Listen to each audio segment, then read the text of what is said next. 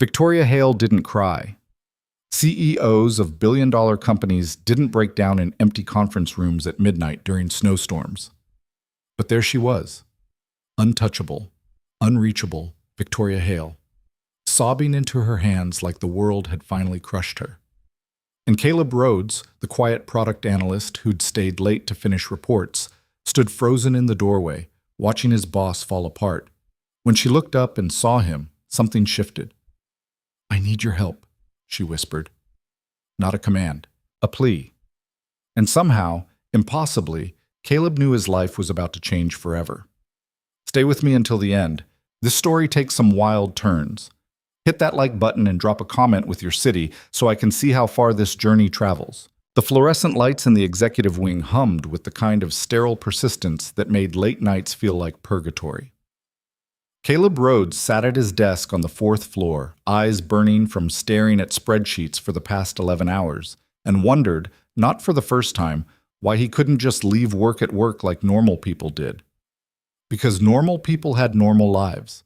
Normal people went home to warm houses and family dinners, and maybe watched a movie before bed. Normal people didn't have a 6-year-old daughter asking why mommy wasn't coming back, or bills that multiplied faster than he could pay them, or a boss who expected perfection on projects that barely mattered in the grand scheme of anything. He rubbed his face and glanced at the clock. 11:47 p.m. Emma was asleep at his sister's place by now.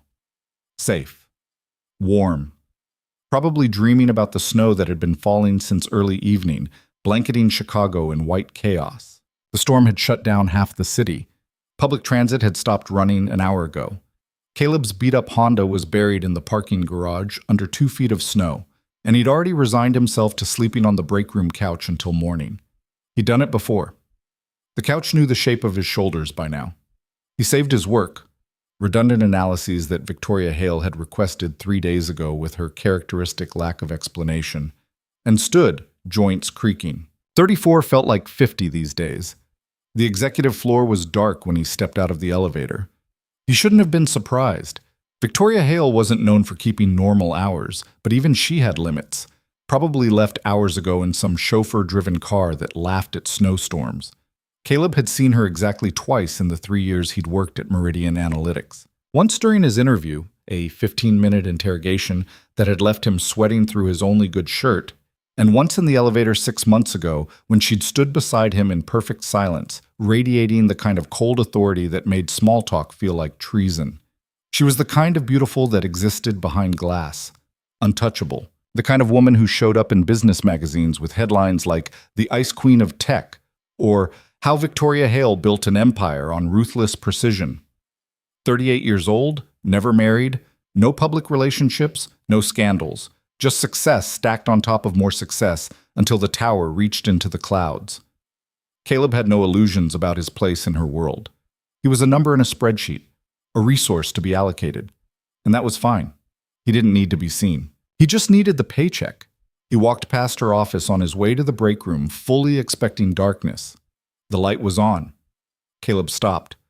Through the frosted glass wall, he could see movement, a silhouette pacing back and forth with sharp, agitated movements. Was she still here, at midnight, during a blizzard? He should keep walking, none of his business. Victoria Hale didn't need a product analyst checking on her, and he definitely didn't need the kind of attention that came from overstepping boundaries. But then he heard it, a sound that didn't belong in the executive wing of a billion-dollar company, a sound that didn't belong anywhere near Victoria Hale. Sobbing. Raw, broken, desperate sobbing. Caleb's hand was on the door before his brain caught up. It opened silently. The office was enormous, floor-to-ceiling windows showing the snowstorm raging outside, minimalist furniture that probably cost more than his car, and in the center of it all, Victoria Hale collapsed in one of the chairs by the conference table, face buried in her hands, shoulders shaking. She hadn't heard him. Caleb should leave, should back out slowly and pretend he'd never seen this. This was private. This was, "I know you're there." Her voice cut through the room like a blade. Not angry, just tired. So incredibly tired. Caleb froze. "I'm sorry. I didn't mean to." Close the door. He did. His heart hammered against his ribs. This was it. He was getting fired. Fired for witnessing the moment Victoria Hale became human. She didn't look up, just sat there, hands still covering her face, breathing in shallow gasps that sounded like they hurt. Ms. Hale, what's your name? Caleb Rhodes, Product Analysis, 4th floor. I know what you do, Mr. Rhodes. I sign your paychecks. She finally lowered her hands, and Caleb forgot how to breathe. Her makeup was destroyed. Mascara tracked down her cheeks in dark rivers. Her eyes, cold gray eyes he'd seen in exactly 2 interactions, were red and swollen, and filled with something that looked like the end of the world. She looked at him like she was seeing him for the first time, really seeing him. You stayed late. Storm knocked out the trains. My car's buried. I was going to sleep in the break room. That's against company policy. So is whatever's happening right now. The words slipped out before he could stop them. Caleb braced for the explosion. Victoria laughed instead, a sharp, broken sound that had nothing to do with humor. Fair point. She stood, walking to the windows. The city sprawled below them, barely visible through the curtain of snow. She pressed one hand against the glass, and for a moment she looked small, fragile, nothing like the woman who'd built an empire on numbers and precision. I have a problem, Mr. Rhodes. Caleb. She glanced back at him. What? Just Caleb is fine. Caleb. She tested the name like it was foreign. I have a wedding to attend tomorrow night. My cousin's wedding. My family will be there. My ex-fiancé will be there. And Her voice cracked. I can't face them alone. Not again. Not after last year when they all... She stopped, took a breath. I need someone to come with me. Someone who can pretend to be my boyfriend for one night and make them all believe I'm not the failure they think I am. Caleb stared at her. You're joking. Do I look like I'm joking? She didn't. She looked like a woman drowning in the middle of a snowstorm, grasping at the only lifeline in reach. Why me? Because you're here. Because you're nobody. She said it without cruelty, just fact. No one in my world knows you. You won't talk. You won't try to leverage this later, and you need the money. Everyone needs money, Caleb. I've seen your file. Single father. Wife passed away 2 years ago. Medical bills. Daycare costs. You're drowning just as much as I am. The only difference is I'm drowning in luxury. The accuracy stung. The fact that she'd looked into his background stung worse. What's in it for me? $50,000. The number hit him like a freight train. 50,000. That was Emma's college fund. That was catching up on bills. That was breathing room for the first time in 2 years. One night, Victoria continued, you show up. You play the part of my devoted boyfriend. You smile. You don't ask questions. You don't judge. And when it's over, you walk away with enough money to stop sleeping on break room couches. And if I say no, then you say no. I'll find someone else. Or I'll go alone and endure another year of my mother telling me I've sacrificed everything for a company that will never love me back. Her voice was steady now, controlled. The CEO mask sliding back into place. But I'm asking you, Caleb, because right now you're the only person in this building who's seen me fall apart, and somehow that feels like it matters. Caleb's mind raced. This was insane. This was the kind of thing that happened in movies, not real life. Not to product analysts who barely scraped by, but $50,000. And something else. Something in the way she looked at him, not like an employee, but like a person. Like someone who might understand what it meant to keep moving when everything inside was broken. One condition, he heard himself say. Victoria raised an eyebrow. You're negotiating? After the wedding, after the night ends, you tell me the truth. Whatever this is really about, no corporate spin, no deflection, just the truth. She studied him for a long moment. Why? Because I'm about to lie for you in front of your entire family, and I don't lie for strangers. Something shifted in her expression. Surprise, maybe, or respect. All right, one night of pretense, then one conversation of truth. Deal? Deal. She crossed the room and extended her hand. Caleb took it. Her grip was firm, cold, and when their palms touched, something electric shot through him that had nothing to do with business deals or money. Victoria felt it too. He could see it in the way her eyes widened slightly, the way she held on just a second too long before pulling back. The wedding is tomorrow night at the Blackstone Hotel, 7 p.m. I'll send a car for you at 5. She was all business now, but her hands were shaking. Wear something appropriate. Dark suit. Nothing flashy. You're my boyfriend, not my accessory. What's our story? How did we meet? We met at a charity gala 6 months ago. You work in finance. Easier than explaining product analysis. We kept things quiet because I don't believe in mixing personal life with public image. Keep it simple. Keep it vague. They'll fill in the blanks themselves. And your ex-fiancé? Victoria's expression hardened. His name is Marcus. He's a venture capitalist. Charming, successful, everything my family thinks I should want. We were engaged 3 years ago. I called it off 2 months before the wedding. Why? That's not part of tonight's agreement. She turned back to the window. You should go home. Get some rest. Tomorrow will be exhausting. The trains aren't running. Roads are closed. Then sleep on the couch in my office. It's more comfortable than the break room. She grabbed her coat from the rack. I'll have my driver take me home. You're leaving.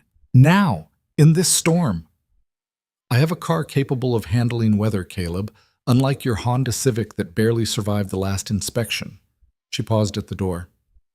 Thank you for not running when you saw me. She didn't finish the sentence. Didn't need to. Everyone breaks sometimes, Ms. Hale. Victoria, if we're going to sell this tomorrow, you need to call me Victoria. Victoria. She nodded once, and then she was gone. Heels clicking down the hallway until the elevator chimed and silence swallowed the executive floor again. Caleb stood in her office for a long time, staring at the couch that probably cost more than his monthly rent, trying to process what had just happened. He'd agreed to lie, to pretend, to play boyfriend to a woman who existed in a different stratosphere of reality, for $50,000 and one conversation of truth. His phone buzzed, a text from his sister. Emma's asking for you. Told her you're snowed in. She wants to know if you're okay. He typed back. I'm fine. Tell her I love her. I'll be home tomorrow. Another buzz. A calendar invitation from Victoria Hale. Blackstone Hotel, 7 p.m. Dress code, formal. +1, Caleb Rhodes. And underneath, a note. Don't make me regret this. Caleb collapsed onto the couch. It was in fact incredibly comfortable. Probably Italian leather or something equally ridiculous. Outside, the snow fell harder, burying the city in white silence. Somewhere in a penthouse across town, Victoria Hale was probably still awake, planning tomorrow's performance with the same precision she applied to quarterly earnings reports. And Caleb Rhodes, single father and accidental accomplice, closed his eyes and wondered if $50,000 was worth stepping into a world where nothing was real and everything was at stake. The car arrived at 4:47 p.m. Caleb had spent the day in a fog of panic and preparation. He'd gone home early, wading through snow that reached his knees, showered, shaved, and pulled out the one dark suit he owned. The suit he'd worn to Sarah's funeral. The suit that still smelled faintly of the lilies they'd placed on her casket. Emma had watched him get ready with wide, curious eyes. You look fancy, Daddy. I have a work thing tonight. Is it important? Very important, sweetheart. Will you be home for breakfast? He'd knelt down, pulling her into a hug that lasted too long. I will. I promise. Now, sitting in the back of a car that cost more than his annual salary, Caleb felt like an imposter. The driver hadn't spoken beyond a polite greeting. The leather seats were heated. Classical music played softly from speakers he couldn't see. His phone buzzed. Victoria. We need to synchronize our story before we arrive. The car will take you to my apartment first. Caleb stared at the message. Her apartment. He was going to Victoria Hale's apartment. The car pulled up to a building that looked like it belonged in a magazine spread about obscene wealth. Doorman, marble lobby, elevator that required a key card just to access the penthouse level. The doors opened directly into her apartment. It was exactly what he expected and nothing like it at the same time. Minimalist. Clean lines, floor-to-ceiling windows showing the city stretched out below like a kingdom. But there were small things that didn't fit the corporate image. A worn paperback on the coffee table, a half-dead plant by the window, a blanket draped over the couch like someone had fallen asleep there recently. Victoria emerged from a hallway, and Caleb forgot how to think. She wore a dress that was probably worth more than his car. Midnight blue, elegant, showing just enough to be devastating. Her hair was swept up, makeup perfect, every trace of last night's breakdown erased. But her eyes, those cold gray eyes, held the same exhaustion he'd seen in the conference room. "You clean up well," she said, looking him over. "You look—" Caleb stopped. "Professional. Keep it professional. You look ready to face an army." A ghost of a smile. "That's the idea." She gestured to the couch. "Sit. We have 20 minutes to become convincing." They sat, not touching, but close enough that Caleb could smell her perfume. Something expensive and subtle. "Tell me about yourself," Victoria said. "Real things, not your resume. If we're supposed to be in love, I need to know who you are." The word love hit him sideways. Right, that's what this was. Fake love. Pretend intimacy. "What do you want to know?" "Everything. Start with your daughter." So he did. He told her about Emma, about Sarah, about the accident that had taken his wife 2 years ago, a drunk driver running a red light on an ordinary Tuesday. He told her about the medical bills that insurance didn't cover, about learning to braid hair from YouTube videos, about the way Emma still sometimes called for her mother in the middle of the night. Victoria listened without interrupting, without offering empty platitudes, just listening like his words actually mattered. "Your turn," Caleb said when he ran out of things to say. "Tell me about your family." Victoria's expression hardened. "My family believes success is measured in marriages and grandchildren, not corporate acquisitions. My mother hasn't forgiven me for calling off my engagement to Marcus. My father died 5 years ago. He was the only one who understood why I built this company. My cousins are all married with perfect families and perfect lives, and I'm the cautionary tale. The woman who chose ambition over happiness." Did you? Choose ambition over happiness? I chose myself. Apparently that's unforgivable. She stood, walking to the window. "Marcus will be there tonight. He married someone else last year, someone appropriate, someone who wants the same things he does. He'll be charming and polite, and my mother will spend the entire night pointing out everything I gave up." "What did you give up?" Victoria turned, and for a moment the mask slipped. "I don't know. That's the problem. I don't know if I gave up anything real or just the idea of something I was supposed to want." Caleb stood, crossing to her. "Then tonight, we show them you don't need their approval." "Is that what we're doing?" "Isn't it?" She looked at him, really looked at him, and something shifted in the air between them, something dangerous. "We should go," Victoria said quietly, "before I lose my nerve." The Blackstone Hotel was a cathedral of old money and older expectations. Caleb had never been anywhere like it. Crystal chandeliers, marble floors, people in designer clothes moving through spaces that whispered exclusivity. Victoria took his arm as they entered, and the transformation was immediate. She became someone else, poised, confident, the Ice Queen returning to her throne. "Remember," she murmured as they approached the ballroom. "We're in love, we're happy, and we don't owe anyone explanations." The doors opened, and they stepped into the lion's den. The ballroom was stunning. White roses everywhere, string quartet playing something classical and expensive, guests in formal wear, holding champagne glasses and conversations that probably moved markets. Heads turned as they entered. Victoria's grip on his arm tightened slightly, the only sign of nerves. "Victoria!" A woman in her 60s glided toward them, all sharp edges and practiced smiles. "You made it, and you brought someone. How unexpected." "Mother." Victoria's voice was perfectly controlled. "This is Caleb Rhodes. Caleb, my mother, Patricia Hale." Patricia's eyes swept over Caleb like he was a painting she was considering buying. "Charming. And what is it you do, Mr. Rhodes?" "I work in finance." "How nice." The dismissal was subtle but clear. "Victoria, darling, Marcus is here with his wife. You should say hello. It would be rude not to." "Of course." Victoria's smile didn't reach her eyes. She led Caleb deeper into the crowd, and he could feel eyes following them, judging, measuring. "That went well," he muttered. "That was her being polite. Wait until dinner. Victoria grabbed 2 glasses of champagne from a passing waiter, handing one to Caleb. Drink. You'll need it.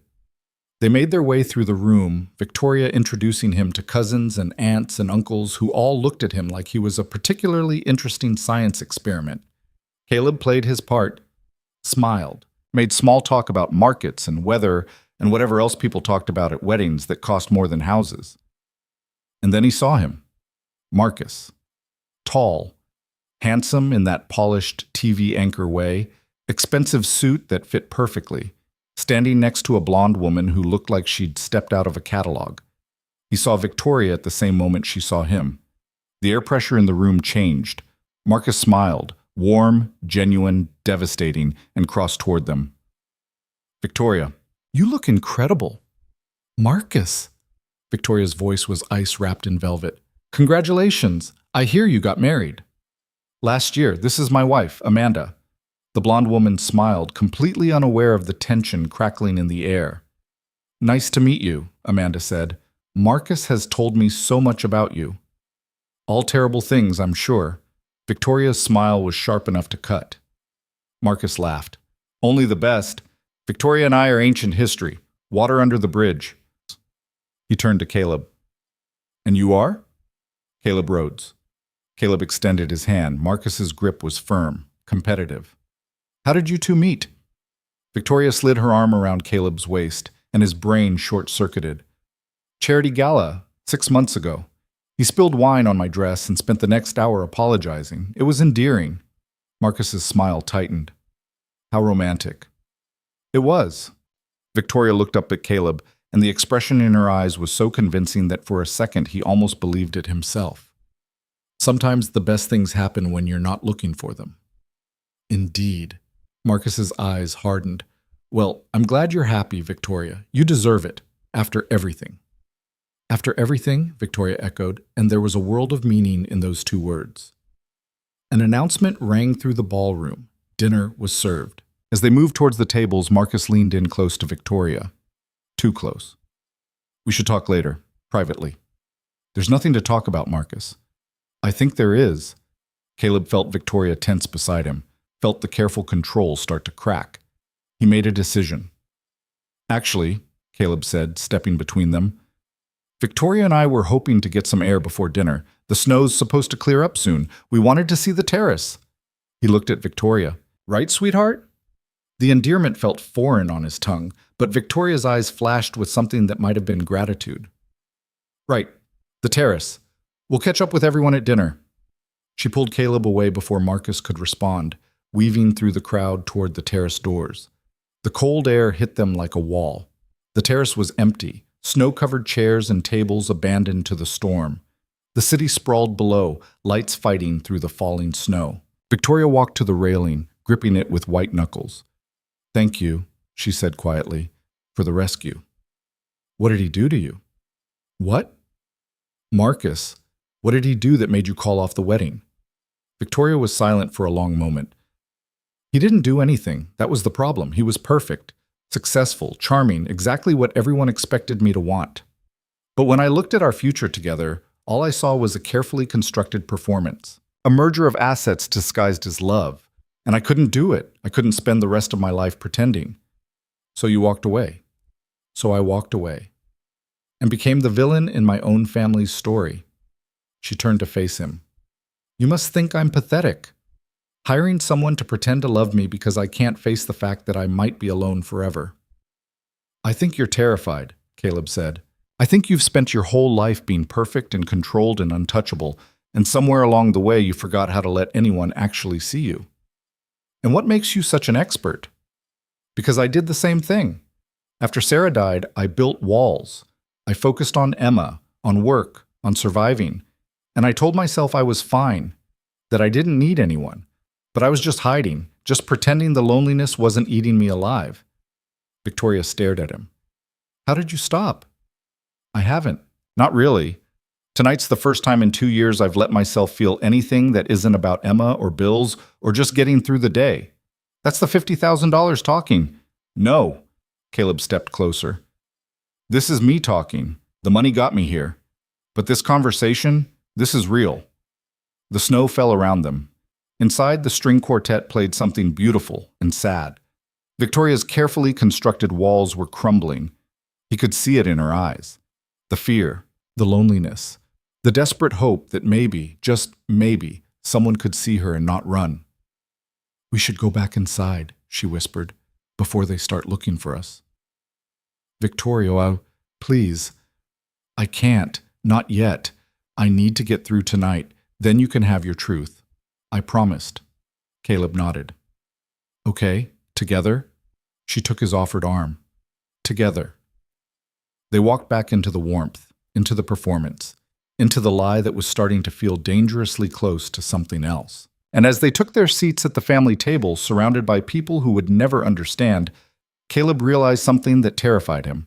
The $50,000 didn't matter anymore. He was already in too deep. Dinner was a performance wrapped in cruelty and delivered with sterling silver. The family table seated 12, and Caleb found himself positioned directly across from Marcus and his catalog-perfect wife, with Victoria's mother holding court at the head like a judge, presiding over a sentencing. Victoria sat beside him, spine rigid, one hand resting on the table while the other gripped her napkin beneath it hard enough that her knuckles had gone white. The first course arrived with practiced efficiency, some kind of soup that probably had a French name Caleb couldn't pronounce. He picked up the correct spoon, outermost. He'd learned that much from a YouTube video he'd watched in a panic that afternoon, and tried to look like he belonged. "So Caleb," Patricia began, her voice carrying across the table with the precision of a scalpel, "Victoria mentioned you work in finance. Which firm?" He'd prepared for this. Victoria had coached him. "I'm with a boutique consulting group. We handle private portfolio analysis." "How discreet." Patricia's smile was all teeth. "I don't believe I've heard of it." "That's rather the point of boutique, Mother," Victoria said smoothly. "Exclusivity." "Of course." Patricia turned her attention to the soup, but Caleb could feel her calculating, measuring, finding him lacking in ways she'd catalog later. Marcus leaned back in his chair, swirling his wine. 6 months, Victoria said. "That's quite a whirlwind. You two must be serious." "We are," Victoria replied before Caleb could speak. "Serious enough to meet the family. That's significant." Marcus glanced at his wife, who smiled obliviously. "Amanda and I dated for 2 years before I proposed. We wanted to be absolutely certain." The implication hung in the air like poison gas. Victoria's grip on her napkin tightened. Caleb could see the fracture lines forming in her composure. He reached under the table and found her other hand, threaded his fingers through hers. She startled, eyes flicking to him.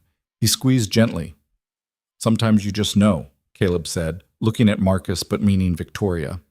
"Sometimes certain doesn't take 2 years. Sometimes it takes one conversation at midnight in an empty office while the world's falling apart outside." It wasn't part of the script, wasn't part of the story they'd rehearsed. But it was true enough that Victoria's breath caught, and for a second the mask slipped and something real flashed in her eyes. "How romantic," Amanda said, completely missing the undercurrents. "Marcus proposed to me in Paris, at the Eiffel Tower. It was like something out of a movie." "Of course it was," Victoria murmured, so quietly only Caleb heard. The second course arrived, then the third. Conversation flowed around them, business mergers and vacation homes and whose children had gotten into which prestigious schools. Caleb contributed when required, deflected when necessary, and held Victoria's hand under the table like it was the only thing keeping her tethered to the ground. Across the table, Marcus watched them with eyes that had stopped being friendly, somewhere around the soup course. "You know what I find interesting," Marcus said during a lull in conversation, "is that in all the time Victoria and I were together, she never once brought me to a family event while we were dating. We kept everything private until we were engaged. And yet here you are, Caleb, after only 6 months. Makes a man wonder what's different." The table went quiet. Patricia's fork paused halfway to her mouth. Victoria's hand went rigid in Caleb's grip. "What's different," Victoria said, her voice dangerously calm, "is that Caleb isn't afraid of what my family thinks.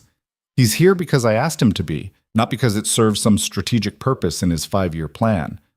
Marcus's smile didn't waver. "I'm not sure that's entirely fair." "Isn't it?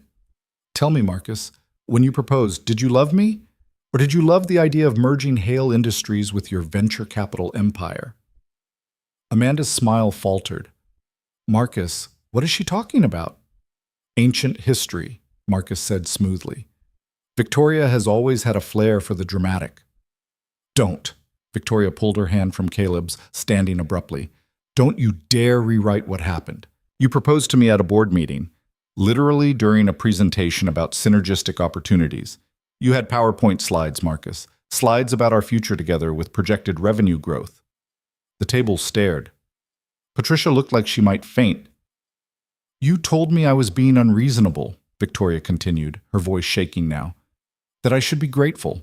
That most women would kill for the kind of partnership you were offering. But you know what I realized? You never once said you loved me. Not during the proposal, not during the engagement, not even when I called it off and you acted like I'd torpedoed a merger instead of ending a relationship. Victoria, Patricia started. No, Mother. No more pretending. No more acting like I'm the one who failed because I didn't want to be someone's strategic acquisition. She turned to Caleb, and her eyes were bright with unshed tears. I need air. Real air. Not this. She gestured at the room. Please. Caleb was on his feet before she finished the sentence. Of course. They left the table in chaos. Patricia's voice rose behind them. Marcus said something Caleb couldn't hear, but Victoria was already moving, weaving through tables toward the terrace doors with Caleb close behind. The cold hit harder this time. The snow had picked up, thick white flakes that blurred the city below into abstract impressionism. Victoria walked straight to the railing and gripped it like she was trying to strangle the metal. I'm sorry, she said. I shouldn't have. That wasn't part of the plan. I just. Don't apologize. I ruined everything. The whole point of tonight was to show them I was fine, that I'd moved on, and instead Her voice broke. Instead, I proved them all right. I'm exactly what they think I am. Too cold. Too difficult. Too broken to let anyone actually love me. That's not what I saw. Then what did you see? She whirled on him, and the tears were falling now, tracking through her makeup. Tell me, Caleb, what did you see? I saw someone finally telling the truth. I saw someone refusing to pretend anymore. I saw someone brave enough to choose herself, even when everyone else told her she was wrong. Brave, she laughed, bitter and broken. I hired you. I'm paying you $50,000 to stand here and tell me I'm not a complete disaster. That's not brave. That's pathetic. You want to know what's pathetic? I'll tell you. Caleb closed the distance between them. Pathetic is spending 2 years telling myself I was fine when I was drowning. Pathetic is using my daughter as an excuse to never let anyone in because being alone was safer than risking the kind of pain I felt when Sarah died. Pathetic is standing in a break room at 3 a.m, eating vending machine dinners because going home to an empty house felt like admitting she was really gone. Victoria stared at him. Snow collected in her hair, on her shoulders, melting against the heat of her skin. I took this job for the money, Caleb continued, but I'm standing here right now because somewhere between your office and this terrace, I stopped pretending. And I think you did too. We barely know each other. I know you cry when you think no one's watching. I know you keep a dead plant in your apartment because throwing it away feels like giving up. I know you built an empire because being perfect was the only way you could prove you were worth loving. And I know that right now, standing here in a snowstorm, you're more real than you've been in years. How do you know about the plant? I notice things. Victoria's breath came in short, sharp gasps. This isn't real. We're not real, aren't we? You're being paid to be here. The money got me through the door. He gestured between them. This is something else. What is it then? What is this? Caleb didn't have an answer. Didn't have words for the way his chest tightened when she looked at him, for the way her broken edges seemed to fit against his own, for the terrifying realization that somewhere in the last 24 hours, Victoria Hale had stopped being his boss and started being something he couldn't name. I don't know, he admitted, but I know it scares the hell out of me. And I know that when Marcus looked at you like you were a business deal he'd lost, I wanted to punch him. And I know that right now, standing here with you, I'm not thinking about the money at all. You should be. $50,000 is life-changing. So is this. The words hung between them, fragile and dangerous. Victoria shook her head. You don't understand. You can't. I don't know how to do this, how to let someone in, how to be anything other than what I've built myself into. I don't know how to be vulnerable without it feeling like weakness. I don't know how to need someone without resenting them for it. I don't, her voice cracked. I don't know how to be loved. Then let me teach you. You can't teach someone that. Maybe not, but I can show you what it looks like, what it feels like to be seen and not run, to be broken and not be alone. He reached out slowly, giving her time to pull away. She didn't. His hand cupped her face, thumb brushing away a tear. You're not unlovable, Victoria. You're just scared. And that's okay. I'm scared too. Of what? Of this. Of feeling something real when I swore I'd never let myself again. Of looking at you and seeing someone I could... He stopped. Too much. Too fast. Could what? Fall for, he finished quietly. Someone I could fall for if I let myself. If I was brave enough to try. Victoria's eyes searched his face like she was looking for the lie, for the angle, for the part where this became another transaction. She wouldn't find it. Because somewhere between the conference room and the terrace, between the rehearsed story and the raw truth, Caleb had crossed a line he hadn't meant to cross. I can't give you what you want, Victoria whispered. I can't be someone's happy ending. I'm too damaged. I don't want a happy ending. I want real. I want someone who understands what it's like to keep moving when everything's broken. I want someone who doesn't expect perfect because perfect doesn't exist. He stopped himself. I want to know if what I'm feeling right now is completely insane, or if you feel it too. Feel what? Instead of answering, Caleb kissed her. It wasn't planned, wasn't part of the agreement, but her lips were cold from the wind and soft against his, and when she gasped in surprise, something inside him that had been frozen for 2 years suddenly remembered how to burn. Victoria went rigid for half a second. Then she melted into him, hands fisting in his jacket, kissing him back with a desperation that felt like drowning and surfacing all at once. The snow fell around them. The city hummed below. Inside the ballroom, her family was probably talking about them, judging them, writing them off. None of it mattered. Because Victoria Hale, untouchable, unreachable, perfect Victoria Hale, was kissing him like he was oxygen, and she'd been holding her breath for years.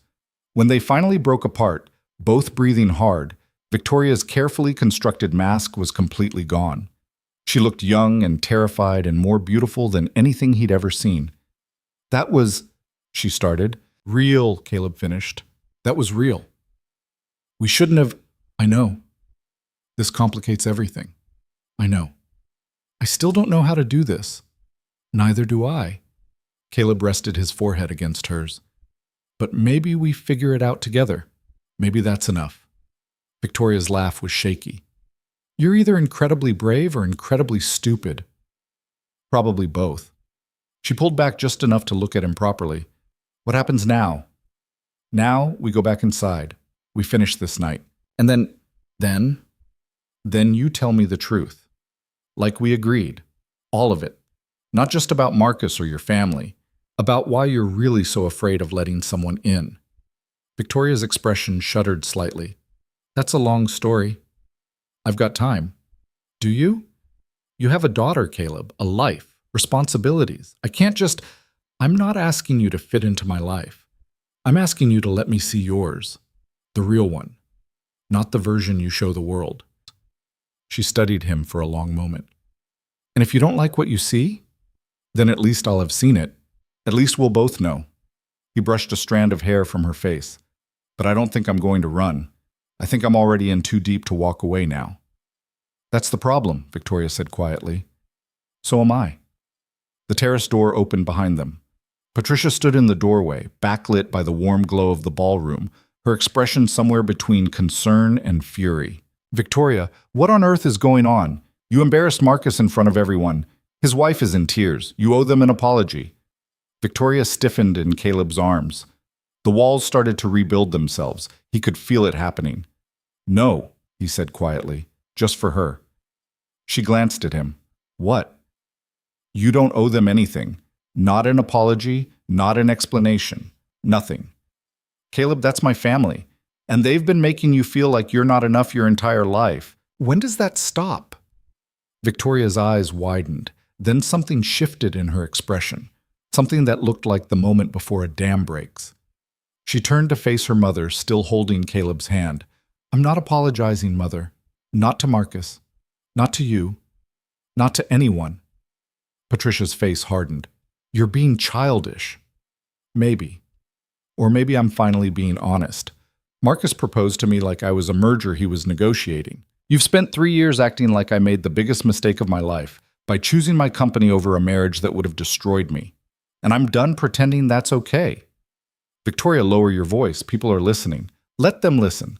Let them all hear that your daughter chose herself over their approval, and she's not sorry. You're throwing away your reputation for what? For him?" Patricia's gaze cut to Caleb with barely concealed disdain. "A man you barely know. Someone who doesn't even belong in this world?" "You're right," Victoria said. "He doesn't belong in this world. Thank God for that. Because this world has done nothing but make me feel worthless unless I'm achieving something, unless I'm being what you all expect. And I'm exhausted, Mother. I'm so tired of being perfect." "So you'd rather be alone?" "I'd rather be real." Patricia's expression cracked just for a second. Something that might have been hurt flashed in her eyes. "I only wanted what was best for you. You wanted what was easiest, what looked good on paper. You never once asked me what I wanted." "And what do you want, Victoria? Because from where I'm standing, it looks like you're sabotaging yourself again." Victoria's grip on Caleb's hand tightened. "I want to leave. I want to walk out of here with someone who sees me as more than a portfolio to manage or a daughter to fix. I want to stop performing, and I want you to understand that I'm not broken just because I didn't follow your script." Patricia was silent for a long moment. "If you walk out now, you're making a statement you can't take back." "Good. Maybe it's time."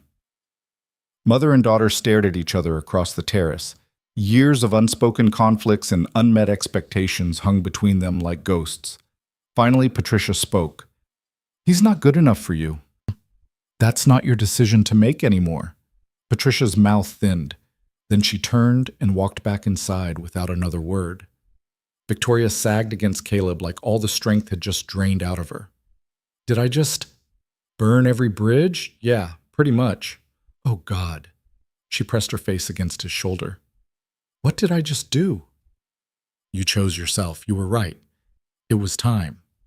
"I don't feel right. I feel like I'm going to throw up."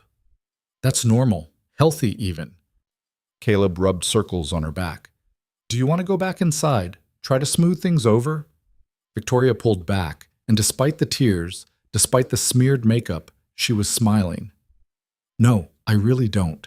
I want to leave. I want to get out of this dress. I want to drink wine that doesn't cost $300 a bottle. And I want to have that conversation we promised each other. The real one. Then let's go."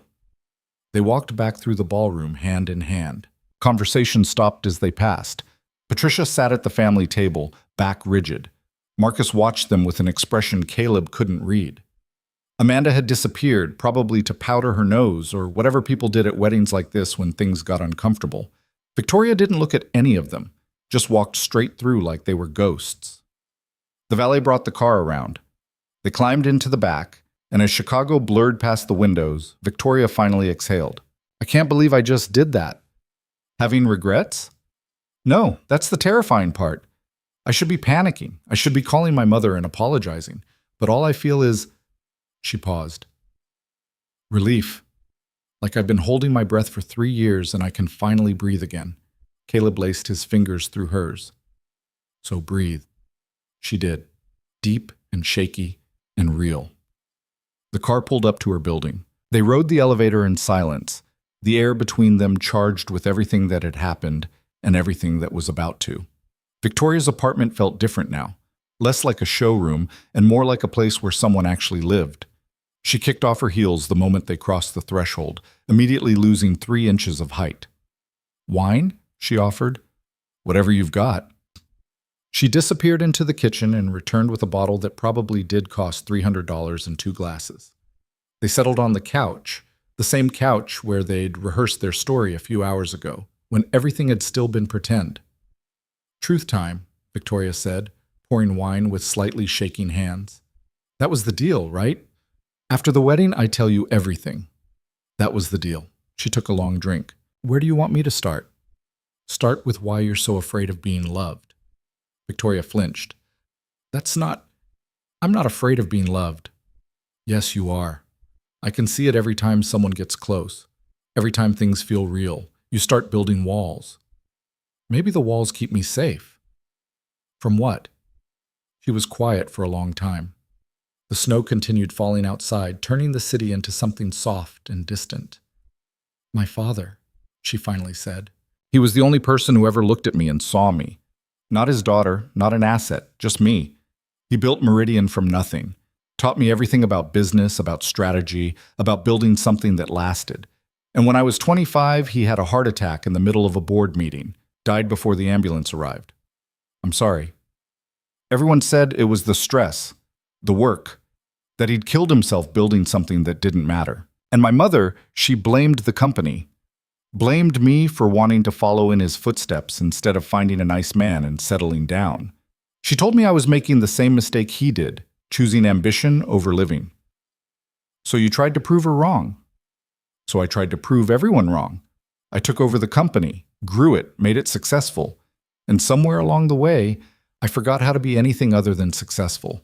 Work became the only place I felt like I mattered, the only place where being perfect was enough. And then Marcus proposed. Victoria nodded. He was everything my mother wanted for me. Successful, appropriate. But he looked at me the same way he looked at quarterly projections, like I was something to optimize. And I realized if I married him, I'd spend the rest of my life being managed instead of loved.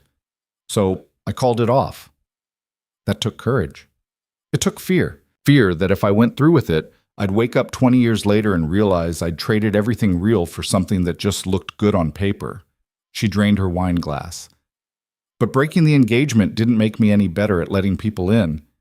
It just confirmed what I already knew. I'm not built for relationships. I'm too controlling, too difficult, too human, Caleb interrupted. You're too human, and that scares you because being human means being vulnerable, means admitting you need people. I don't know how to need people without resenting them for it. Then start small. Start with me. Victoria looked at him. What if I fail? What if I let you in and I'm still not enough? Then we deal with it, together. He set down his wine glass and took her hands. Look, I'm not going to stand here and promise you perfect. I'm a single dad who can barely keep up with laundry.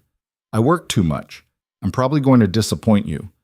But I'm here, right now, real, and that's more than either of us had this morning. You kissed me. I did. That wasn't part of the deal. No, that was me being selfish. Me wanting something real even though it terrifies me. Are you still scared? Absolutely, but I'm also sitting here with you. That counts for something.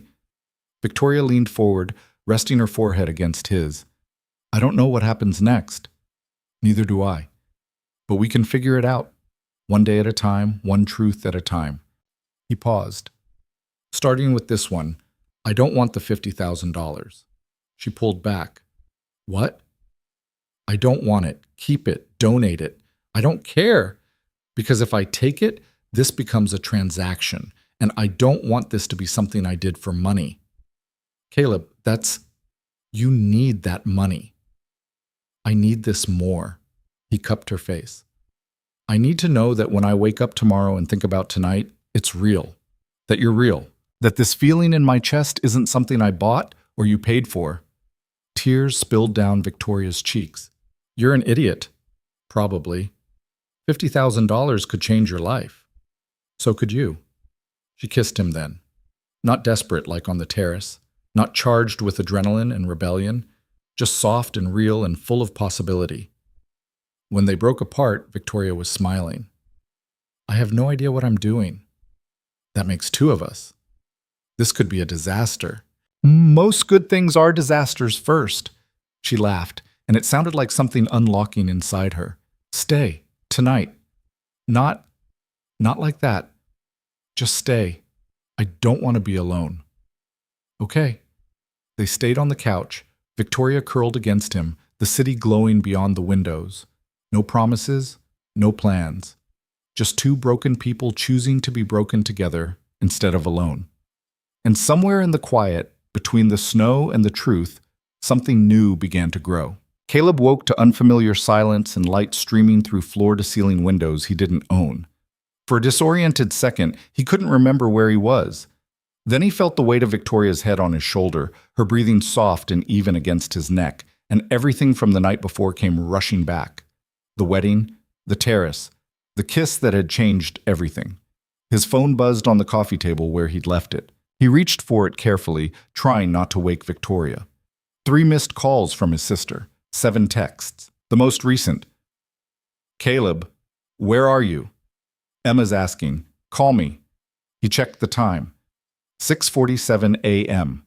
He'd promised Emma he'd be home for breakfast. Victoria stirred against him, making a small sound of protest as he shifted. Her eyes opened slowly, unfocused and vulnerable in a way he'd never seen before. Then awareness crept in, and he watched her remember. The wedding, what she'd said to her mother, what had happened between them on this couch. "Morning," he said quietly. She sat up, immediately putting distance between them. Old habits. "What time is it?" "Almost 7. "You need to go, your daughter." "Yeah." He stood, his suit wrinkled beyond saving. I'll call a car." "Take mine. The driver's downstairs. He'll get you home." Victoria pulled the blanket around herself like armor. "Caleb, about last night, don't." "Don't what?" "Don't do this. Don't pretend it didn't mean anything. Don't rebuild the walls just because it's morning and reality's back." She looked away. "I wasn't going to." "Yes, you were. I can see it happening. You're already planning your retreat. That's not fair." "Isn't it?" He crossed back to the couch, kneeling in front of her so she had to look at him. "Last night you told me you were tired of performing. You walked out on your entire family. You let me see you, really see you, and now you're sitting there trying to figure out how to take it all back." "I'm not..." She stopped, took a breath. "This is complicated." "I know. You have a daughter, a life that doesn't include spontaneous decisions and emotionally damaged CEOs. Emma's 6. Her entire life is spontaneous decisions, and you're not damaged. You're human. Caleb, you need to think about this. Really think about it. Last night was intense, emotional. We both got caught up in something that felt real in the moment, but it was real. It is real. Stop trying to explain it away." Victoria's composure cracked. "What do you want me to say? That I'm terrified? That I woke up this morning and my first thought was how badly I'm going to screw this up? That I don't know how to be what you need? I don't need you to be anything except honest. That's it. That's all I'm asking. I'm trying to be practical." "No, you're trying to protect yourself. There's a difference." He took her hands. "Look, I get it. I spent 2 years doing the same thing, telling myself I was fine alone, that Emma was enough, that letting someone in was too risky. But last night, sitting here with you, I felt something I haven't felt since Sarah died. Like maybe I could be more than just a dad struggling to get by. Like maybe I could be someone who deserves something good." "You do deserve something good. That's why you should walk away now, before I ruin it. You don't get to make that choice for me." "Caleb..." His phone rang. His sister's name flashed on the screen.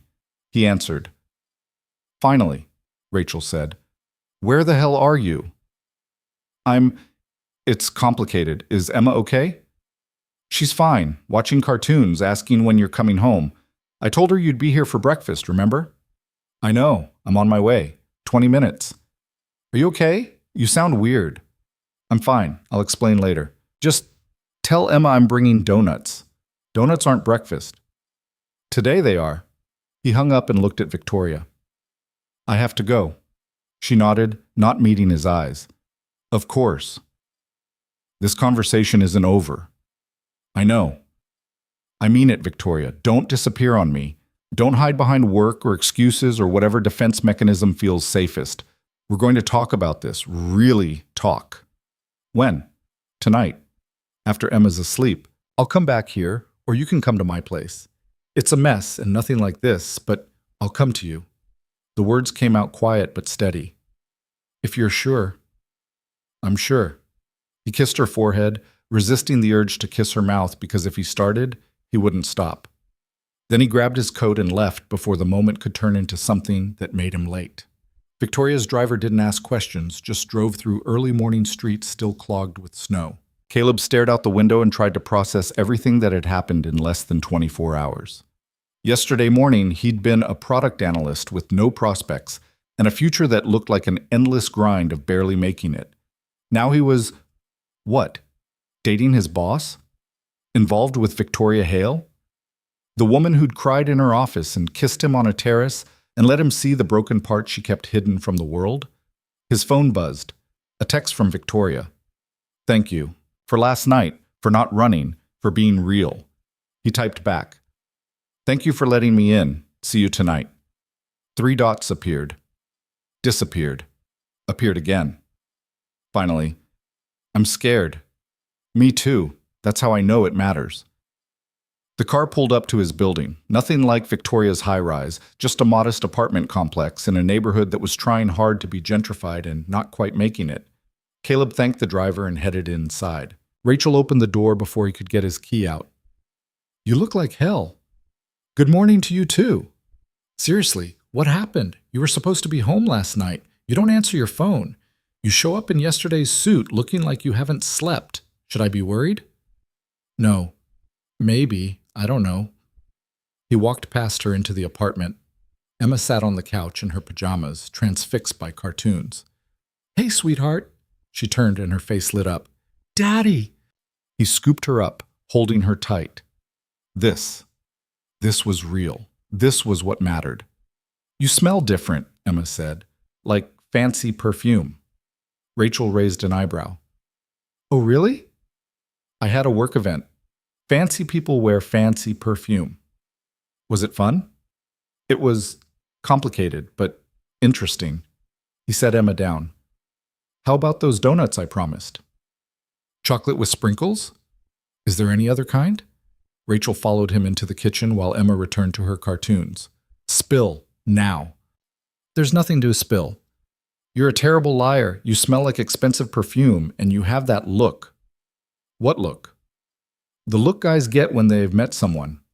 Sarah used to tell me about that look. You had it when you first started dating her. Haven't seen it since she died. Rachel leaned against the counter. So who is she? Caleb ran a hand through his hair. It's complicated. You said that already. Complicated how? Complicated like she's my boss. Complicated like 24 hours ago I barely knew her and now I can't stop thinking about her. Complicated like I have no idea what I'm doing, but I'm doing it anyway. Rachel stared at him. Your boss. You're involved with your boss. Not exactly. Maybe. I don't know what we are yet. Does she know about Emma? Yes. She knows everything. About Sarah, about the bills, about all of it. And she's okay with that? With you being a single dad? She hasn't run yet. That counts for something. He grabbed his wallet. I need to get Emma those donuts. Can you stay until I get back? I have yoga in an hour. I'll be quick. The donut shop 3 blocks over knew his order by heart. Chocolate with sprinkles for Emma. Coffee and a plain glazed for him. He made it back in 15 minutes. Rachel was putting on her coat when he walked in. I have to run, but Caleb, be careful. I don't want to see you hurt again. I'm already hurt. Have been for 2 years. Maybe it's time to risk hurting differently. She hugged him. Call me later. With details. After she left, Caleb sat with Emma at their small kitchen table. She attacked her donut with the enthusiasm only 6-year-olds could muster, chocolate smearing across her face. Daddy, are you happy? She asked between bites. The question caught him off guard. What makes you ask that? You smiled when you came in. You don't smile a lot anymore. The observation hit him like a punch to the gut. Had he really been that transparent? That obviously broken? I'm working on it, sweetheart. Being happy is hard sometimes. Because you miss Mommy? Yeah, because I miss Mommy. Emma was quiet for a moment, swinging her legs under the table. Aunt Rachel says Mommy would want you to be happy. Aunt Rachel's right. So is the fancy perfume lady making you happy? Caleb nearly choked on his coffee. How do you... You smell like her, and you smiled. Emma shrugged like it was obvious. If she makes you smile, she must be nice. She is nice, different, complicated. but nice. Can I meet her? Maybe, someday, if we figure things out. Okay? Emma went back to her donut, the conversation apparently finished. But Caleb sat there, coffee going cold, thinking about what it would mean to let Victoria into this part of his life, to introduce her to Emma, to merge his chaotic, messy reality with her pristine, controlled world. It should have terrified him. Instead, it felt inevitable. His phone buzzed throughout the day. Work emails. Nothing from Victoria until almost noon. I talked to my mother. It went about as well as expected. Want to talk about it tonight? Yes. Also dreading it. Also can't stop thinking about you. This is confusing. Tell me about it. Emma asked if she could meet you. Several minutes passed. Then, what did you say? I said maybe someday. Too fast? No. Terrifying, but no. I want to meet her.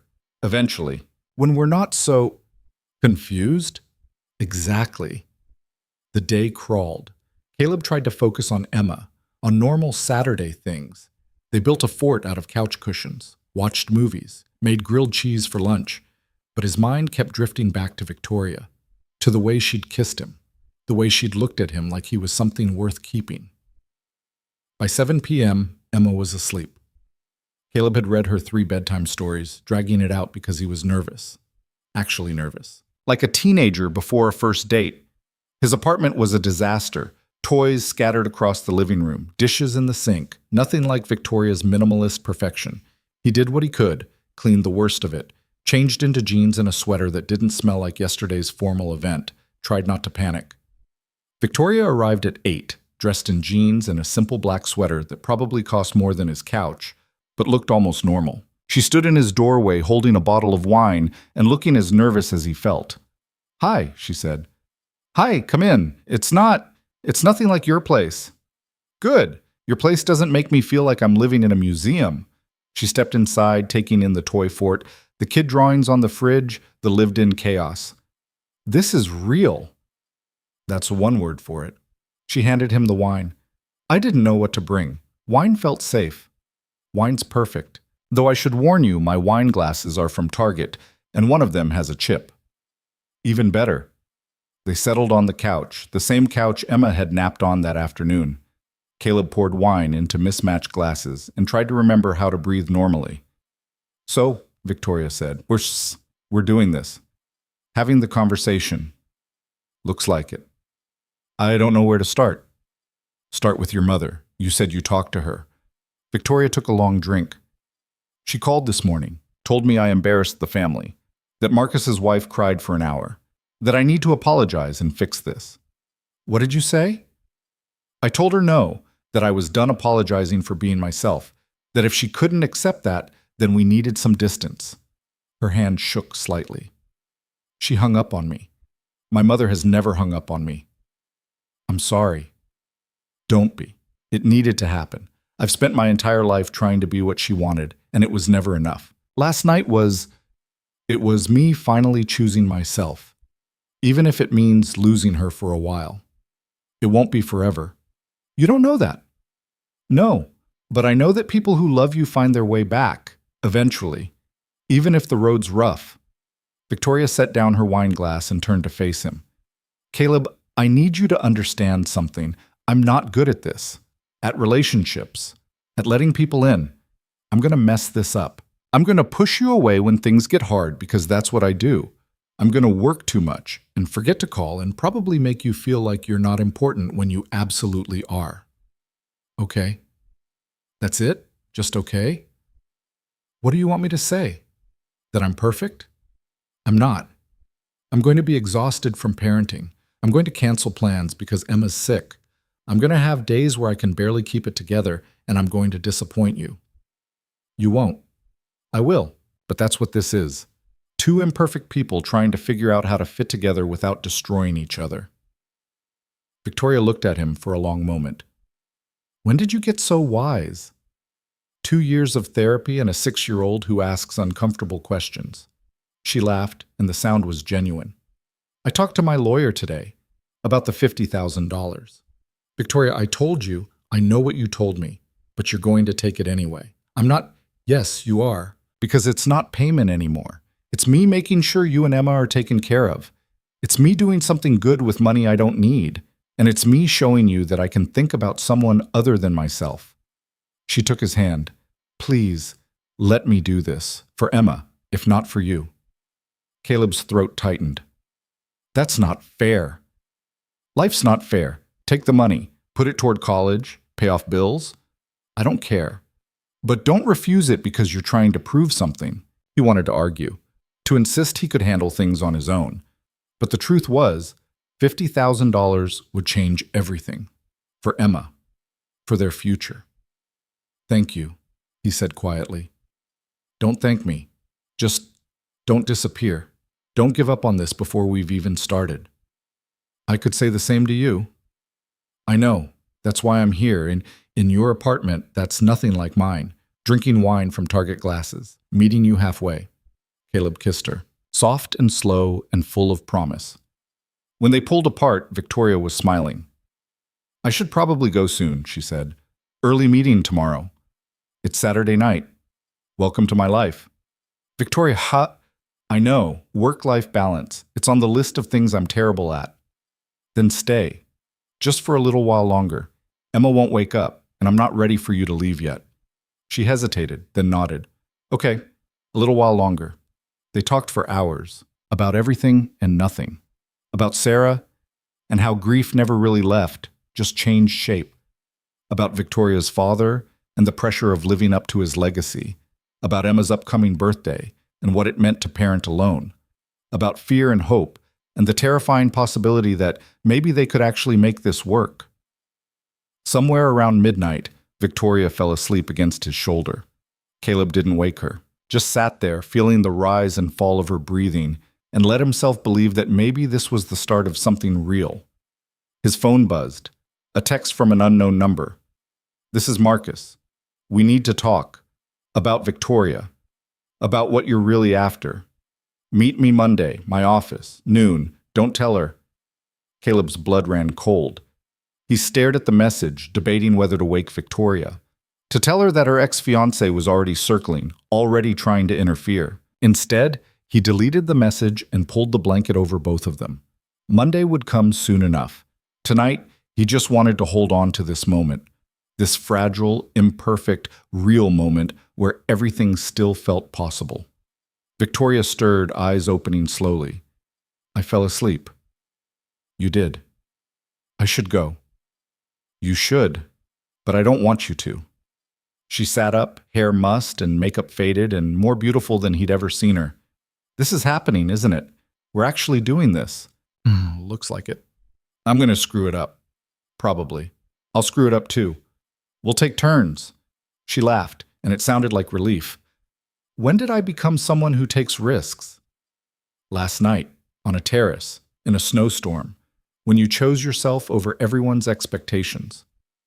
Best decision I ever made.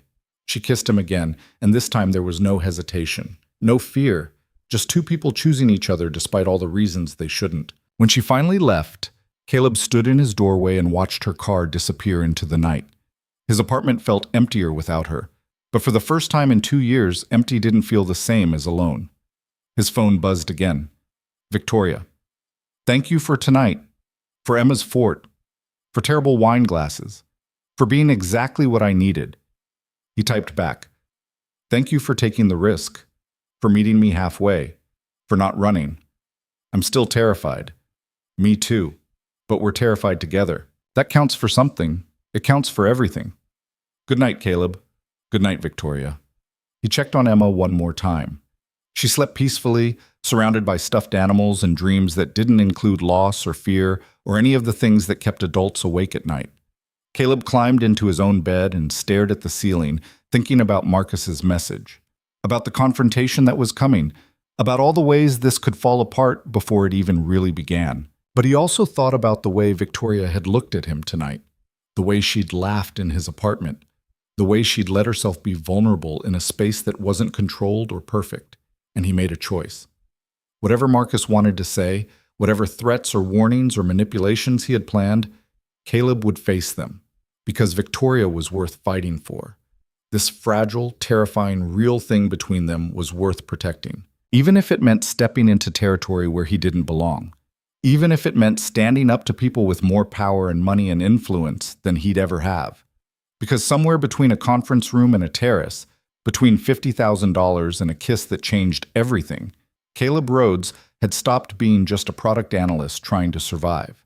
He'd become someone willing to fight for something that mattered, and that made all the difference. Monday morning arrived with the kind of gray sky that made Chicago feel like it was trapped under a concrete dome. Caleb dropped Emma at school, kissed her forehead, and watched her run toward the building with her backpack bouncing against her shoulders. Normal. Everything needed to look normal. But his phone felt like it was burning a hole in his pocket. Marcus's message sat in his deleted folder, but the words were branded into his memory. Noon, Marcus's office. Don't tell her. He should tell Victoria. Should warn her that her ex-fiancé was circling like a shark who'd smelled blood in the water. But something stopped him. Maybe it was pride. Maybe it was the need to prove he could handle this world she lived in. Maybe it was just stupidity. Work was a blur. Caleb sat at his desk on the 4th floor, pretending to analyze spreadsheets while his mind replayed every moment from Saturday night. Victoria's laugh in his apartment, the way she'd looked at Emma's drawings on the fridge, the kiss that had felt like a promise. At 11:30, he left the building. Told his supervisor he had a doctor's appointment. The lie came easier than it should have. Marcus's office was in one of those buildings where even the lobby felt like a test you were already failing. All glass and steel and people in suits that cost more than Caleb's monthly rent. The receptionist looked at him like he'd tracked mud across imported marble. I'm here to see Marcus Caldwell. Name? Caleb Rhodes. She typed something, eyebrows raising slightly. He's expecting you, 42nd floor. Someone will meet you at the elevator. The elevator ride felt like ascending into enemy territory. When the doors opened, an assistant in her 20s stood waiting with a smile that didn't reach her eyes. Mr. Rhodes, this way.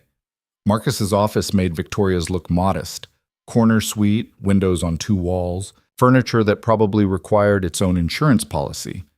And Marcus himself, standing by the window, looking every inch the venture capitalist who'd built an empire on knowing exactly which companies to acquire and which to let die. Caleb, thanks for coming. Marcus didn't offer to shake hands, just gestured to a chair. Sit. Caleb remained standing. What do you want? Direct. I like that. Saves time. Marcus moved to his desk, leaning against it casually. I want to talk about Victoria. There's nothing to talk about. I think there is. See, I know Victoria, known her for years, and I know when she's making a mistake. Let me guess. I'm the mistake. You're a complication she doesn't need right now. Victoria has a tendency to self-sabotage when things get hard. She runs. She finds someone completely unsuitable and uses them as proof that she's not meant for commitment. Then she buries herself in work and pretends she's fine. That's not what's happening here. Isn't it? Let's look at the facts. You're a product analyst, single father, barely making ends meet by all accounts. No offense, but you're not exactly in Victoria's league. If you're trying to make me feel small, you're going to have to try harder. I already know I don't belong in your world. Then why are you here? Because she asked me to be. Because somewhere between your perfect proposal and her walking away, Victoria learned that belonging has nothing to do with money or status or whatever measuring stick you're using. Marcus's expression hardened. I'm trying to save you both from a disaster. Victoria doesn't do relationships. She does transactions. She used you to make a point at that wedding, and now she's in too deep to back out gracefully. Give it a month, maybe 2. She'll get bored or scared or both, and you'll be left explaining to your daughter why the nice lady isn't coming around anymore. The mention of Emma made Caleb's blood boil. You don't know anything about my daughter. I know she's 6. I know she lost her mother. I know the last thing she needs is getting attached to someone who's going to disappear when Victoria inevitably runs. Marcus pulled an envelope from his desk drawer. Which is why I'm offering you an out. $50,000, the same amount Victoria promised you. Walk away now. Clean break. She'll be hurt for a while, but she'll move on. She always does. Caleb stared at the envelope. Then he laughed. Actually laughed. You think I'm here for money? Everyone's here for something. Not everyone. Some people are just here because they care. Caleb stepped closer. I don't want your money. I don't want anything from you except for you to stay out of this. I'm trying to protect her. No, you're trying to control her. Same thing you did when you proposed during a board meeting. Same thing you're doing now. But Victoria doesn't need protection from me. She needs someone who sees her as a person instead of a portfolio. Marcus's jaw tightened. You're going to hurt her. Maybe, but at least I'll be honest about it. Can you say the same? I loved her. Did you? Because from where I'm standing, you loved what she represented. The merger, the power couple, the perfect image. But did you ever love Victoria? The real one who cries in empty offices and keeps dead plants because throwing them away feels like giving up? Marcus was silent for a long moment. When he spoke, his voice was different, quieter. She told you about the plant. She shows me things, real things, not the version she thinks I want to see. And you think that's enough? That seeing her broken parts makes you qualified to fix her? I don't want to fix her. I want to be with her. There's a difference. Caleb turned toward the door. Thanks for the offer, but I'm not interested in taking shortcuts. Caleb. Marcus's voice stopped him. When she runs, and she will run, don't say I didn't warn you. If she runs, I'll follow. That's what you do when you care about someone. You don't give them an easy out and call it love. He left before Marcus could respond. The elevator ride down felt like exhaling after holding his breath underwater. His phone buzzed as he hit the lobby. Victoria. Lunch? I'm drowning in quarterly projections and need a reason to escape. Where? That sandwich place near your building. The one with terrible coffee and amazing pastrami. See you in 20. Caleb made it in 15. Victoria was already there, tucked into a corner booth, dressed in a charcoal suit that probably cost more than his car payment, but looking somehow softer than usual. She smiled when she saw him, and something in his chest unclenched. Hey, she said as he slid into the booth across from her. Hey yourself. Quarterly projections that bad? Worse. But you're here, so it's already better. She studied his face. Something happened. What's wrong? He should tell her, should be honest.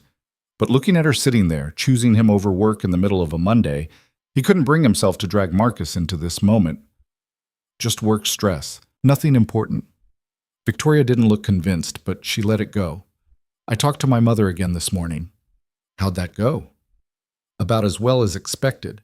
She's still demanding I apologize to Marcus and Amanda, still acting like I committed some unforgivable sin by choosing myself. Victoria traced patterns on the table with her finger. But I didn't call to make peace. I called to tell her I'm seeing someone, really seeing someone, and that she needed to know because I'm not hiding anymore. Caleb's throat went dry. What did she say? She asked who. I told her his name was Caleb Rhodes, that he works at my company, that he has a 6-year-old daughter, that I met him during a snowstorm and he saw me fall apart and didn't run. Victoria looked up and her eyes were bright. She told me I was making another mistake, that I was rushing into something I'd regret, and I told her that maybe rushing was better than never moving at all. Victoria, I'm done letting her dictate my life, Caleb. Done letting anyone tell me what I should want or who I should be. If this is a mistake, it's my mistake to make. He reached across the table and took her hand. It's not a mistake. You can't know that. Neither can you, but we're doing it anyway. That counts for something. Their food arrived. They ate and talked about everything except the big things. Emma's upcoming birthday party. A new product line Meridian was developing. The weather forecast predicting more snow. Normal things that felt extraordinary because they were together. When lunch ended, Victoria walked him back toward his building. They stopped on the corner and she kissed him right there on the street, in public, where anyone from Meridian could see, where the world could watch the Ice Queen melting. Tonight, she asked when they pulled apart, your place again? I'll bring dinner. You don't have to. I want to. I want to see Emma, meet her properly, if that's okay. Caleb's heart did something complicated. Are you sure? Meeting the kid it's a big step. I know, I'm terrified, but I'm doing it anyway. She smiled. Besides, I already know she likes donuts with sprinkles. That's a good start. How do you... You told me. Saturday night. You were half asleep, but you told me. Victoria squeezed his hand. I pay attention, Caleb, to the things that matter. She left him standing on the corner feeling like he'd just won something he didn't know he was competing for. The rest of the day crawled. Caleb tried to focus on work, but his mind kept drifting. To Marcus's warning, to Victoria's courage in telling her mother, to the fact that tonight she'd meet Emma. The two most important parts of his life would collide, and he had no idea if they'd fit together or explode. He picked Emma up from school at 3. She chattered about her day the entire walk home, something about finger painting and a boy named Tyler who ate paste. "Daddy, can we have pizza for dinner?" she asked as they climbed the stairs to their apartment. "Actually, we're having a guest tonight. Someone special wants to meet you." Emma's eyes went wide. "The fancy perfume lady?" Caleb stopped mid-step. "How did you... You talked about her on Saturday, when you were making breakfast. You said her name was Victoria, and she made you smile." Emma shrugged. "I listen good." "You listen well. And yes, Victoria's coming for dinner. Is that okay?" "Is she your girlfriend?" The word felt foreign, too simple for what Victoria was becoming. But Emma needed simple. "Yeah, I think so. Maybe. We're figuring it out." "Does she like kids?" "I don't know. But she wants to meet you. That's a good sign." Emma considered this with the seriousness only 6-year-olds could muster. "Okay, but she has to like mac and cheese. That's important. I'll make sure to tell her." Victoria arrived at 6:30 with enough takeout to feed a small army and a nervousness that radiated off her in waves. She stood in the doorway wearing jeans and a sweater, holding bags of Chinese food and looking more unsure than Caleb had ever seen her. "I didn't know what Emma liked, so I got everything," she said.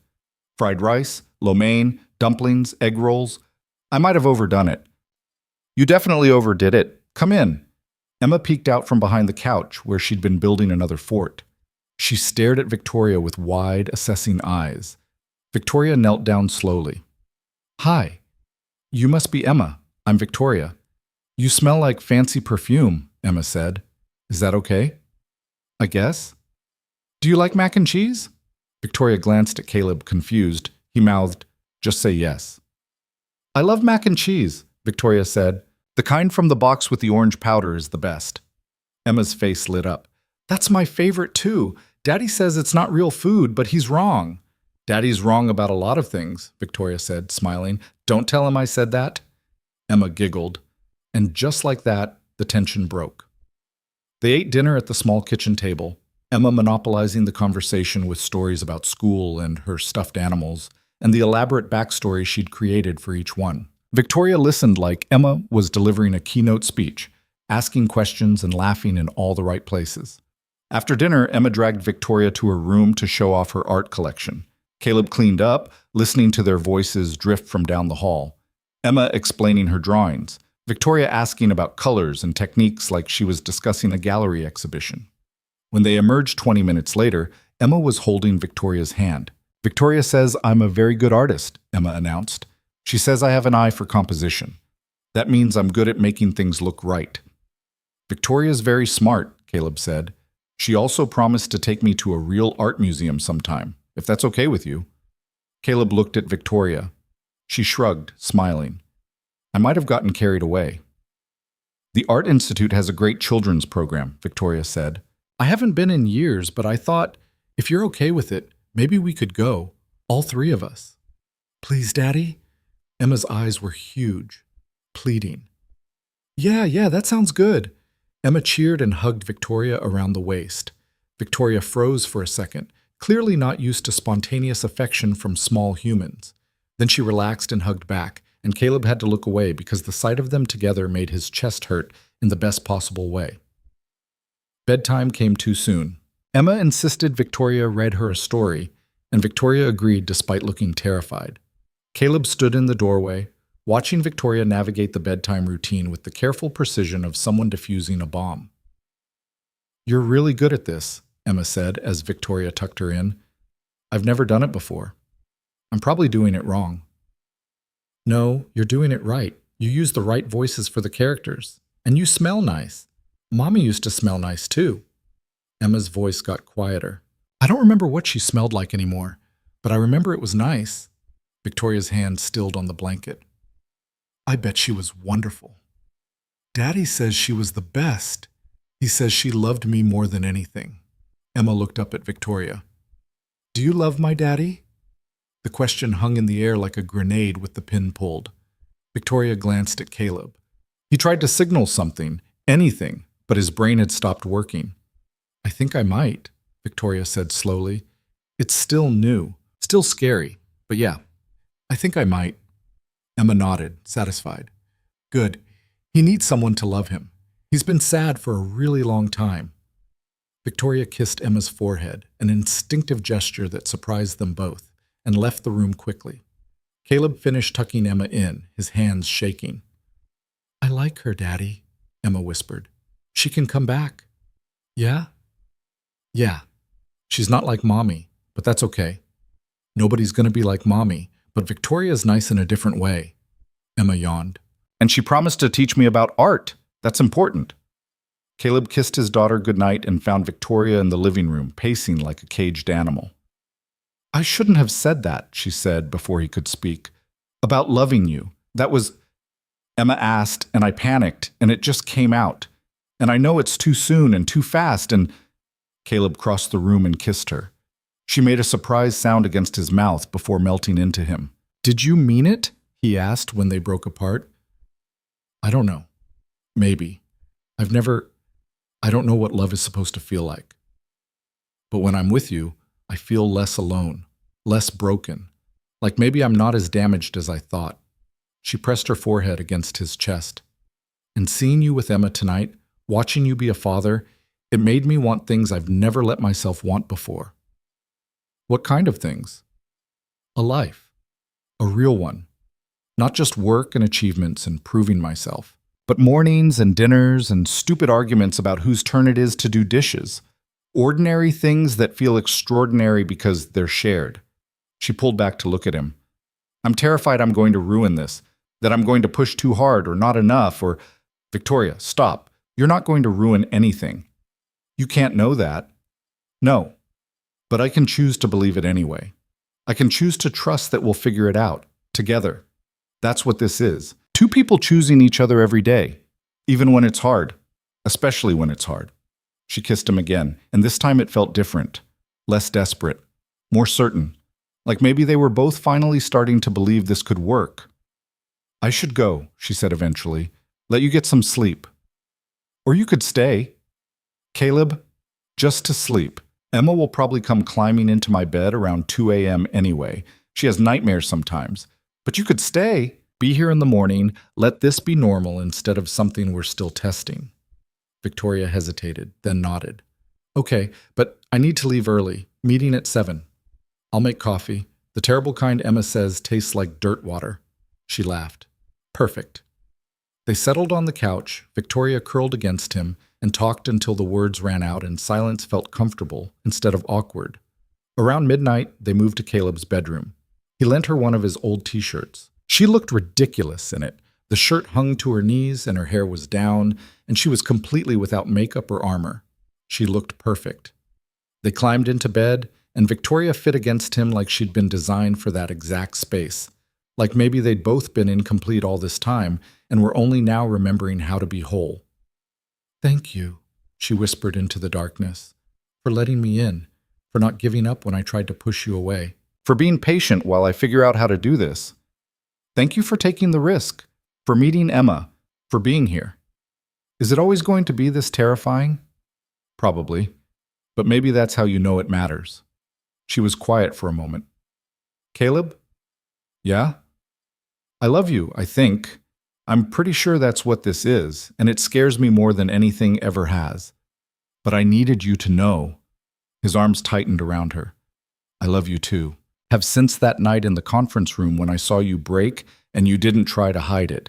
I just didn't know it yet. That's probably not healthy, falling in love that fast. Nothing about us is probably healthy. But it's real. That's enough for me. Victoria fell asleep first, her breathing evening out against his chest. Caleb lay awake, staring at the ceiling, thinking about how much his life had changed in less than a week. Emma stirred around 2 a.m., padding into the room and stopping short when she saw Victoria. Is Victoria sleeping over? she whispered. Yeah, is that okay? Emma climbed into bed on Caleb's other side, careful not to wake Victoria. It's okay. I like her. She reads good. She reads well. Whatever. Can I stay too? Yeah, sweetheart. You can stay. So they slept like that. Caleb in the middle, Emma on one side, Victoria on the other. A makeshift family that didn't make sense on paper but felt right in all the ways that mattered. Morning came too soon. Victoria's alarm went off at 5:30, and she tried to slip out quietly, but Emma woke up. You're leaving? Emma asked, rubbing her eyes. I have work, but I'll come back, if that's okay. When? Victoria glanced at Caleb. How about dinner tomorrow? I could bring pizza. The fancy kind with vegetables that Daddy pretends you should eat. Okay, but can we also get the kind with just cheese? Deal. Emma hugged Victoria goodbye, and Caleb walked her to the door. They stood in the hallway, and for a moment, neither wanted to be the first to let go. This is real, right? Victoria asked. We're really doing this? We're really doing this. What happens now? Now we live. We make mistakes. We figure it out as we go. We choose each other every single day until it becomes automatic, until we can't remember what it was like before. That sounds terrifying and perfect. That's because it is. He kissed her forehead. Go, conquer your meeting. I'll see you tomorrow. She left, and Caleb watched until the elevator doors closed behind her. Then he went back inside to find Emma at the kitchen table, drawing. She's coming back tomorrow, right? Emma asked without looking up. Yeah, she's coming back. Good. I want to show her my dinosaur collection. The next few weeks fell into a rhythm that felt almost normal. Victoria came for dinner 3 times a week. Sometimes she brought work, spreading papers across Caleb's coffee table while Emma did homework beside her. Sometimes they went out, the art institute like Victoria had promised, the zoo, the aquarium. Places Caleb had never been able to afford before. Victoria was careful with money, never flashy, never making Caleb feel small. But she quietly started picking up tabs, buying Emma art supplies, handling things in a way that felt like partnership instead of charity. They fought sometimes. Victoria worked too much. Caleb got defensive about parenting decisions. They had to learn each other's triggers, each other's boundaries. But they didn't run, even when it got hard, even when old patterns tried to reassert themselves. Victoria's mother reached out 6 weeks after the wedding, asked to meet for coffee. It was stilted and awkward, but it was a start. Patricia still didn't approve, but she was trying. That was something. Marcus sent one more message. Caleb deleted it without reading it. 3 months in, Victoria asked Caleb and Emma to move into her penthouse. The place was too big, too empty, and she was tired of being alone. Emma's reaction was enthusiastic. Caleb's was more cautious. Are you sure? He asked. That's a big step. I've never been more sure of anything. I want to wake up with you every morning. I want Emma's drawings on my fridge. I want this to be our home instead of just mine. If that's what you want too. It was. They moved in on a Saturday. Emma claimed the guest bedroom and immediately started planning how to decorate it. Caleb tried not to panic about living in a space that cost more than he'd make in 10 years. But Victoria made it easy. She didn't try to change everything at once. Just slowly let them fill the empty spaces. Let the perfection crack and become lived in. Let herself be less controlled and more human. 6 months after the wedding, Victoria came home early. She found Caleb in the kitchen, making dinner while Emma did homework at the counter. I did something, Victoria said, leaning against the doorway. Good something or bad something? Caleb asked, stirring pasta. I don't know yet. I stepped down as CEO. The spoon clattered against the pot. You what? Not completely. I'm staying on as chair of the board. But I hired someone else to run day-to-day operations. Someone younger, hungrier. Someone who doesn't need to prove anything anymore. She crossed to him, taking his hands. I spent my whole life building that company, proving I was enough. And I realized I was using it to avoid living. So I'm choosing differently now. I'm choosing us. This. A life that includes work but isn't consumed by it. Victoria, you love that company. I do, but I love this more. I love you more. I love coming home and finding Emma's art projects scattered across the dining table. I love arguing with you about which streaming service to watch. I love being someone's partner instead of just someone's boss. She smiled. I'm choosing myself. But this time, choosing myself means choosing us. Caleb kissed her, tasting salt from tears he hadn't realized she was crying. I'm proud of you. Don't be. I'm still terrified I made the wrong choice, that I'll regret this in a year when I'm bored and restless, and then we'll figure it out, together, like always. Emma looked up from her homework. Does this mean Victoria will be home more? Yeah, Victoria said, a lot more. Good. I need help with my science project. Daddy's terrible at explaining photosynthesis. They laughed, and it felt like the most natural thing in the world. This makeshift family that had started with a breakdown in a conference room and a fake relationship at a wedding. A year after they met, Caleb woke up to find Victoria already awake, watching him in the early morning light. What? He asked, voice rough with sleep.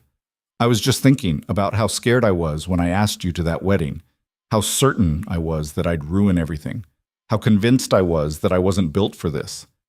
And now? Now I know I was right. I'm not built for this. Not naturally. But I'm learning. Every day. With you. With Emma. And it's better than being perfect. It's real. Yeah, it is. Caleb? Yeah? Will you marry me? He sat up so fast he nearly gave himself whiplash. What? Victoria smiled, nervous and hopeful and vulnerable. I know it's not traditional. I know I'm supposed to wait for you to ask.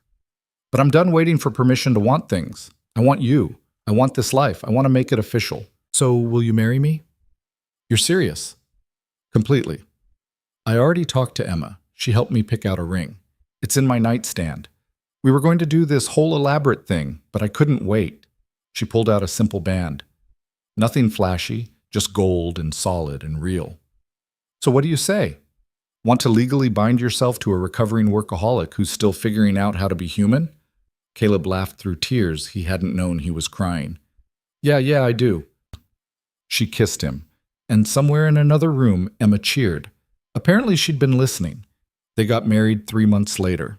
Small ceremony, just family and close friends. Patricia came, and if she cried during the vows, she blamed it on allergies. Marcus didn't attend, which was for the best. Emma was the flower girl and took her job with the seriousness of a UN diplomat. Victoria's vows made everyone cry. Caleb's made everyone laugh. It was messy and imperfect and exactly what they both needed. 2 years after the wedding, they stood on a terrace, not the Blackstone, but their own, watching snow fall over Chicago. Emma was inside, asleep. The penthouse had been transformed into something that was distinctly theirs. Art projects on the fridge, toys in the corner, pictures on the walls of moments that mattered. Do you ever regret it? Victoria asked, leaning against the railing. Saying yes that night? Taking a chance on someone as complicated as me? Every day, Caleb said. She turned, startled. He grinned. I'm kidding. Not even once. You? Not even once. She laced her fingers through his. We're a disaster, you know. Half the time I still don't know what I'm doing. I still work too much sometimes. I still panic when things feel too good.